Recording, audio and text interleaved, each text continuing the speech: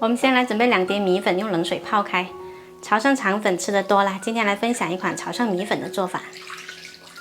接着我们先来调一个料汁，这是我提前剁好的萝卜干，先用油给它爆香。在我们潮汕呢，一般会放上一勺蒜蓉酥，然后再来加入开水。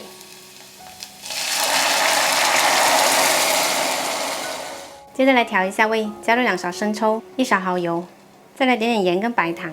煮开了之后，我们加入淀粉水，勾一下芡。煮到这样子浓稠的状态，我们的酱汁就调好啦。然后我们再来准备一些猪肉末，用盐呢给它先腌一下。这个猪肉末啊，腌过之后吃起来会更香。再加入1小把葱花，磕入2个鸡蛋，给它搅匀。接着我们再准备一个不锈钢盆，在底部呢给它刷上一层薄薄的油。浸泡好的粉稍稍沥干水，给它铺上来。然后是这个鸡蛋肉末，给它铺上来。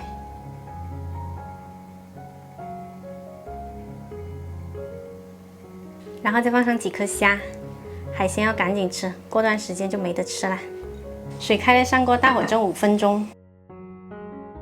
5分钟的时间到了，我们放上一点豆芽，还有生菜，盖上盖，再蒸30秒。时间到，我们的蒸米粉就熟啦。最后淋上刚刚调的酱汁就可以吃了。这个粉呢，它吃起来每一口可以包裹的这个酱汁，吃起来特别的香。这款潮汕蒸米粉，我隔3差5就蒸给孩子们吃，喜欢的朋友可以收藏起来试一下哦。